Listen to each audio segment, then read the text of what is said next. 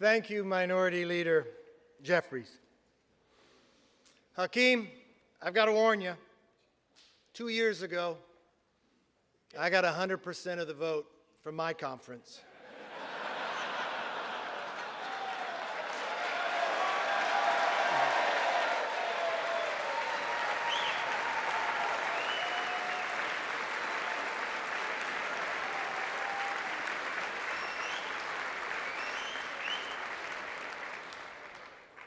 There's somebody else I want to thank. The gentlelady who served as our presiding officer this week, our clerk, Cheryl Johnson. Thank you.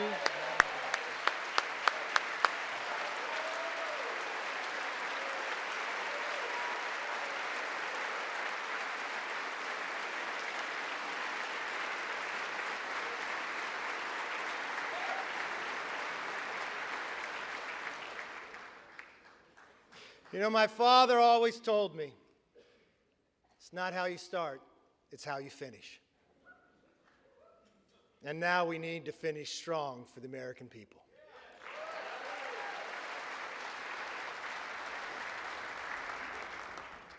You know, if a son of a fireman and a grandchild of immigrants can rise to the highest position in the most important legislative body in our country, and if my colleague, Hakeem Jeffries, with his life story, can rise to lead his party, then opportunity and democracy still thrive in America.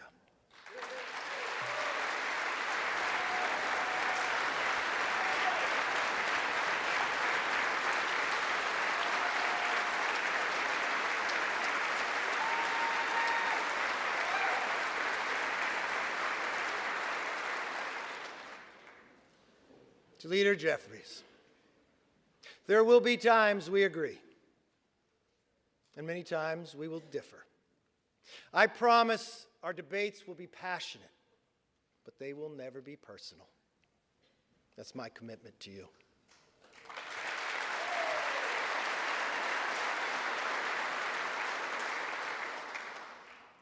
And now, the hard work begins. What we do here today, next week, next month, next year, will set the tone for everything that follows. Tonight, I want to talk directly to the American people. As Speaker of the House, my ultimate responsibility is not to my party, my conference, or even our Congress. My responsibility, our responsibility, is to our country.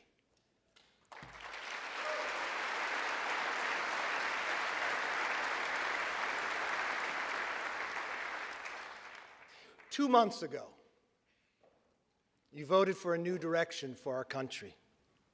You embraced our commitment to America, and now we're going to keep our commitment to you.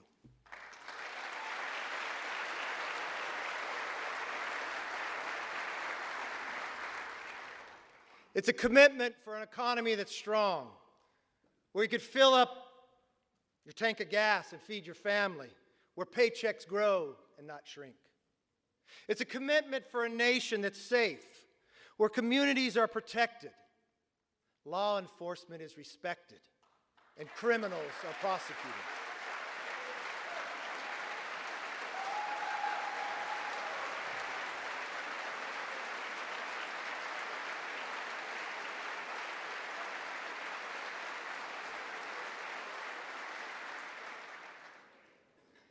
A commitment for the future that's built on freedom, where children come first and are taught to dream big.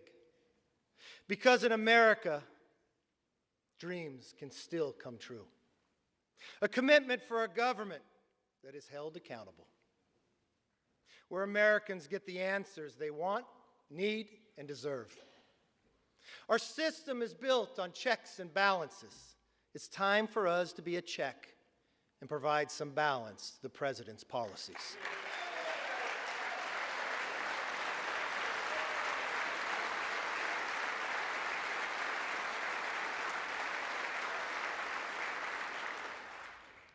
There is nothing more important to making it possible for American families to live and enjoy the lives they deserve. That is why we commit to stop wasteful Washington spending, to lower the price of groceries, gas, cars, housing, and stop the rising national debt.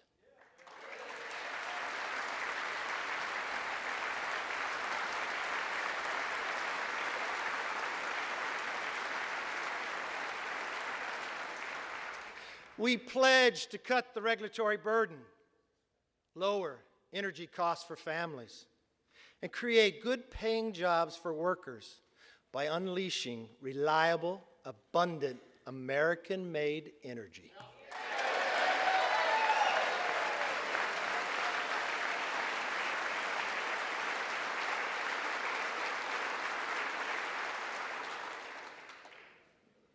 I know the night is late, but when we come back, our very first bill will repeal the funding for 87,000 new IRS.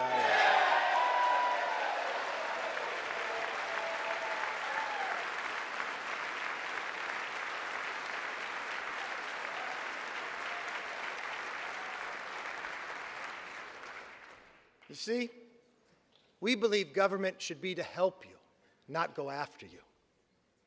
We're going to pass bills to fix the nation's current challenges, from wide open southern borders to American last energy policies to woke indoctrination in our schools.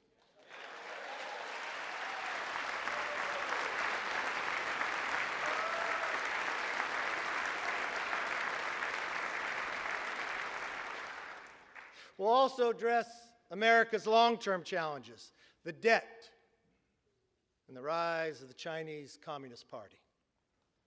Congress must speak with one voice on both of these issues.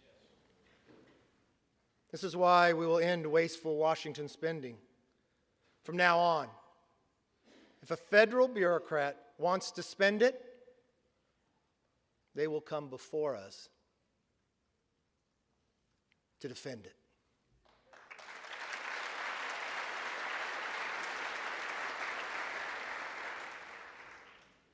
As for the Chinese Communist Party, we will create a bipartisan select committee on China to investigate how to bring back the hundreds of thousands of jobs that went to China, and then we will win this economic competition.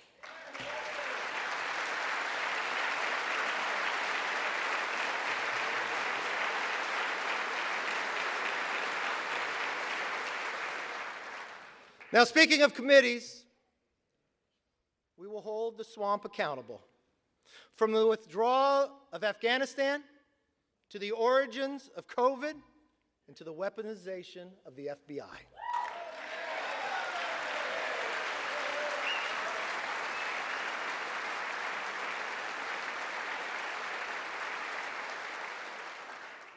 Let me be very clear.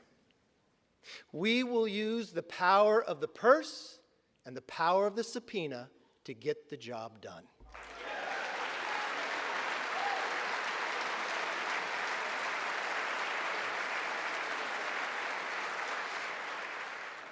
This is something we should all agree upon.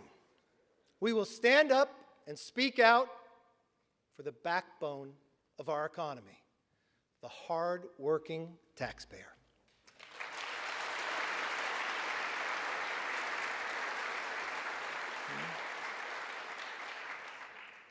It's nighttime here in Washington.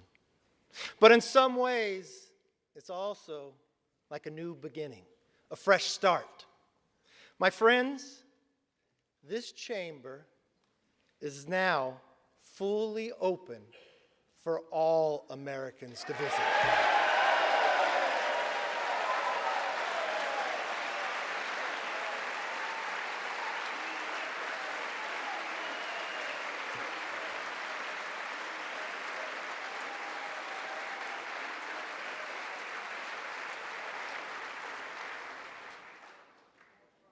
I want to give all Americans a personal invitation. You are welcome to see this body at work. No longer will the doors be closed. but the debates will be open for you to witness what happens in the people's house.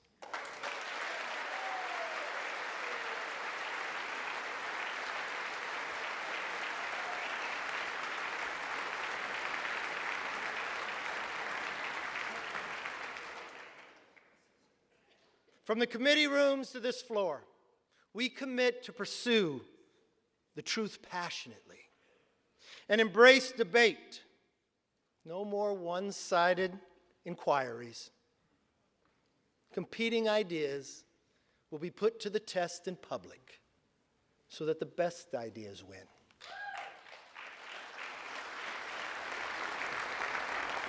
But we also pledge to bring Congress to the people, because answers have not and will not always be found in Washington.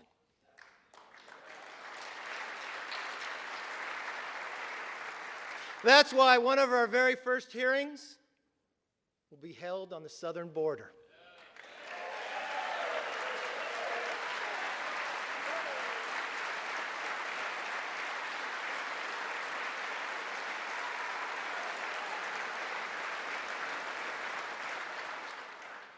No more ignoring a crisis of safety and sovereignty. We must secure our border.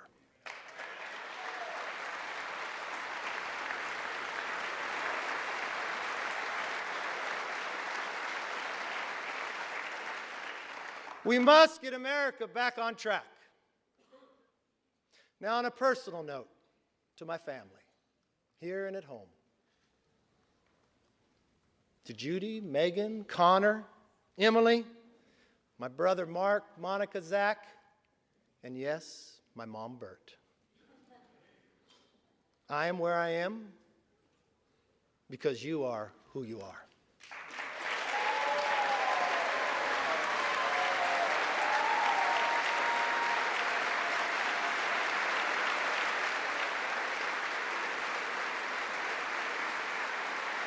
You can stand.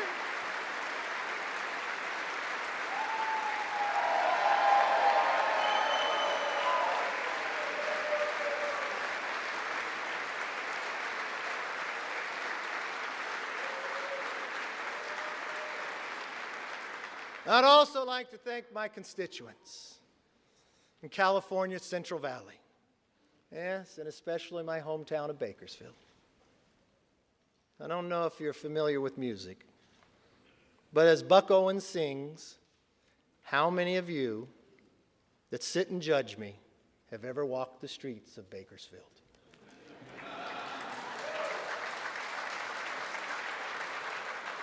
Well, I've walked those streets my entire life. I know its people. They're hardworking and relentless, optimistic about our future. And I'm very honored to have the opportunity to represent them. I am a son of a firefighter. I saw firsthand what it means to have hard work, leadership, and service to others. It can change people's lives. And that is exactly why we are here today, to serve you, the people. We come here with the support of our families and the faith of our neighbors to be their voice in Washington.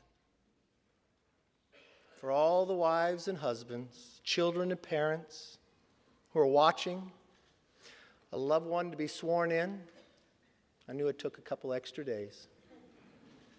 I'll be honest, it's not how I had it planned. I want you to remember this moment. Take it in. Your loved ones are about to make history. My colleagues and I thank you for your understanding and your sacrifice. And we will work every day to make you proud. My most favorite spot in this building is not in this chamber. It's in the chamber they met before, in Statuary Hall. It's my favorite place to take people on a tour. You see, it's where Abraham Lincoln served. He was just a one-term congressman, sat in the back. I like to go to that spot, and I like to stand where he stood. I like to do it at night when people aren't around. I like to look over and look at the clock, because that's the same clock and same view that Abraham Lincoln saw. I've watched Lincoln serve in the greatest challenge to our Constitution, the Civil War. I watched him take peoples who were rivals and put them together. I watched at a time that he did not know if a nation could sustain itself, but he dreamt of a future and built a railroad across the nation. I want us to all take a moment one time that you are here. I want you to stand there. I want you to look, and I want you to think.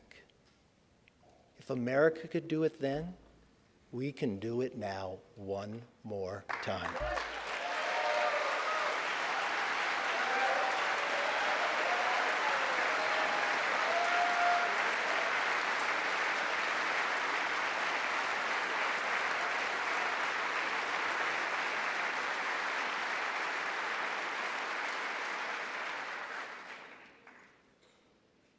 You know, Abraham Lincoln gave his life in service to this country.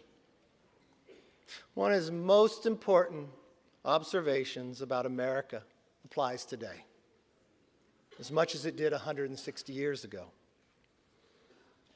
He said, "We are striving to maintain the government and institutions of our fathers and to transmit them to our children and our children's children forever."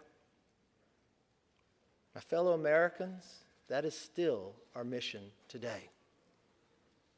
This moment calls for restoring trust within our country and with each other. In that spirit, I will work with anyone and everyone who shares our passion to deliver a better future for the nation. I hope you'll join me. As a Congress, we can only operate if we cooperate. My door will be open. I'd like you to come by. I want you to see, as you walk down the hall, a large portrait of Lincoln. I want you to go into that conference room. And I want you to see another portrait. My members know of this. It's of Washington crossing the Delaware. You all know the story. It happened on Christmas, 1776. There was no iPhone to take a picture.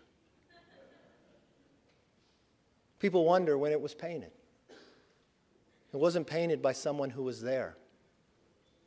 It was painted in 1850 and 1851. He was an immigrant who lived in America, amanuensis. You know why he painted it? Because he knew America was more than a country. America was an idea. He went home to Germany, and he wanted Germany to have a revolution based upon the values and freedoms that we defend every day. His talent was art. So he believed if he painted this painting, he could inspire his countrymen to rise up for the idea of freedom. Well, many historians will tell you he didn't get it correct. They'll tell you Washington crossed on a Durham boat, but he paints it with Washington in a rowboat.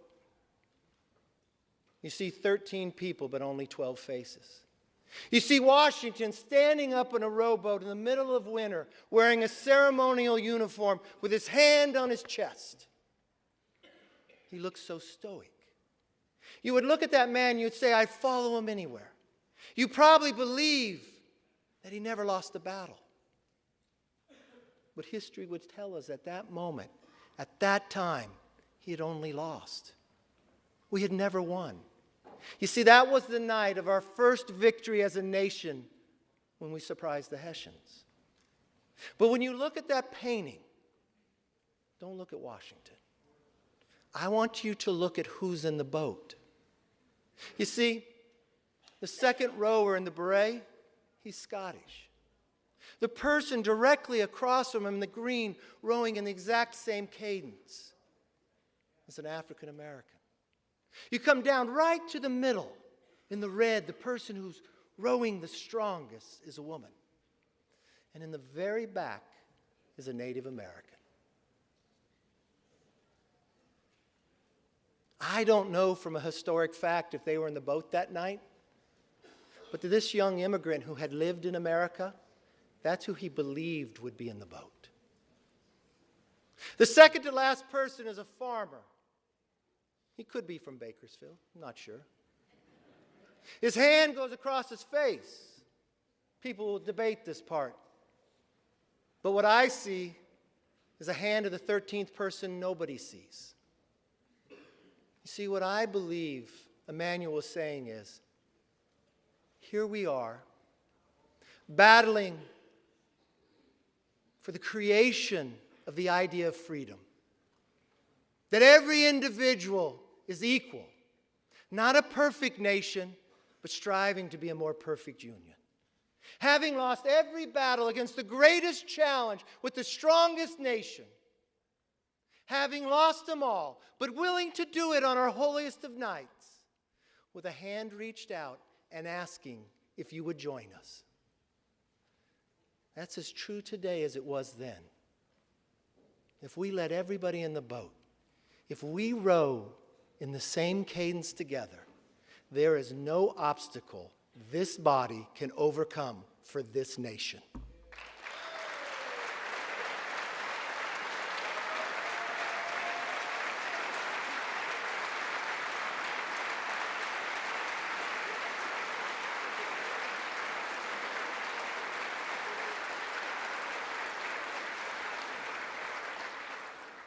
It is time for us to be the voice and worthy of their vote.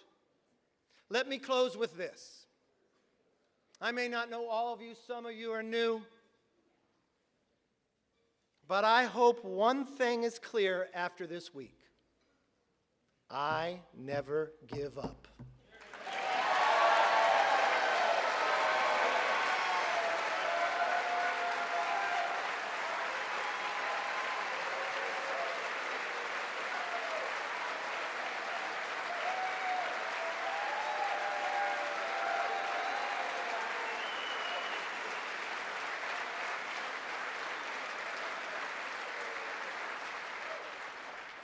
I make this promise.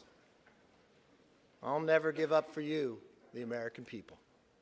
And I will never give up on keeping our commitment to America. Our nation is worth fighting for. Our rights are worth fighting for. Our dreams are worth fighting for. Our future is worth fighting for.